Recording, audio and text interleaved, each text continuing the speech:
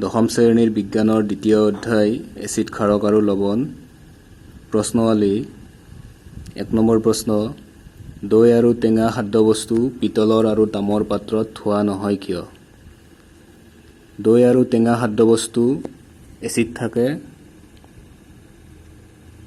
আনহাতে পিতল আৰু তামৰ পাত্ৰ ধাতুৰে তৈয়াৰী যেহেতু এচিডে ধাতুৰ সৈতে বিক্ৰিয়া কৰি বিষাক্ত লৱণ আৰু হাইড্ৰজেন গেছ উৎপন্ন কৰে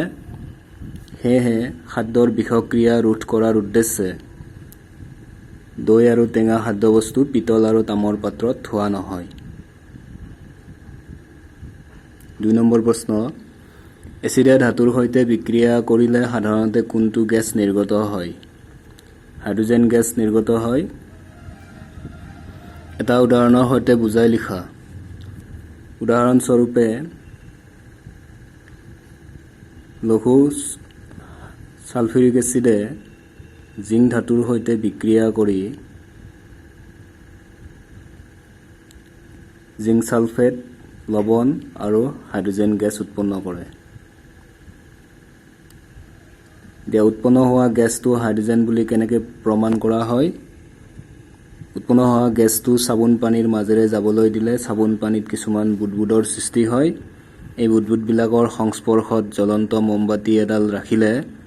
মমবাতিৰ শিখাটোত হাইড্ৰজেন গেছ ফটফট শব্দকৈ জ্বলি উঠে ইয়ে প্ৰমাণ কৰে হাইড্ৰজেন গেছৰ উপস্থিতি 3 নম্বৰ প্ৰশ্ন এটা ধাতৱ যৌগ এ লঘু হাইড্ৰক্লৰিক এচিডৰে সৈতে বিক্ৰিয়া কৰি বুৰবুৰণি সৃষ্টি কৰে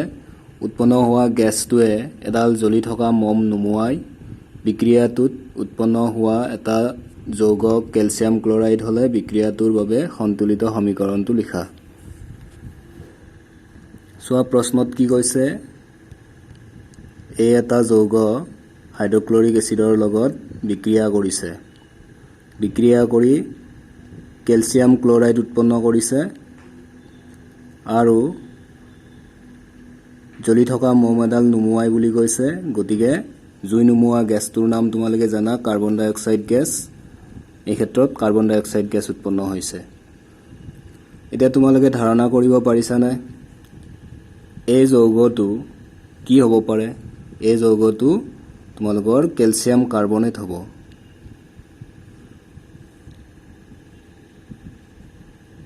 কাৰণ কেলছিয়াম কাৰ্বনেটে হাইড্ৰক্লৰিক এচিডৰ লগত বিক্ৰিয়া কৰি কেলছিয়াম ক্লৰাইড আৰু কাৰ্বন ডাই অক্সাইড গেছ উৎপন্ন কৰিব পাৰে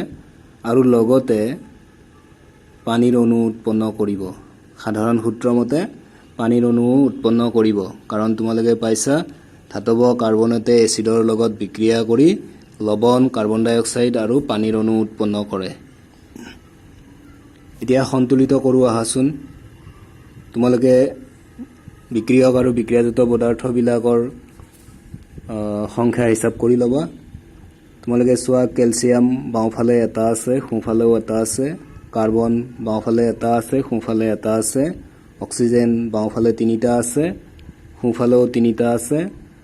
হাইড্ৰজেন বাওঁফালে এটা আছে হাইড্ৰজেন সোঁফালে দুটা আছে ক্লৰিন বাওঁফালে এটা আছে ক্লৰিন সোঁফালে দুটা আছে গতিকে তোমালোকে দেখিছা হাইড্ৰজেন আৰু ক্লৰিনৰ তাৰতম্য ঘটিছে গতিকে বাওঁফালে এটা এটা আছে সোঁফালে দুটা দুটা আছে গতিকে বাওঁফালত আমি 2 লগাই দিছো গতিকে এনেদৰে সমীকৰণটো সন্তুলিত হ'ল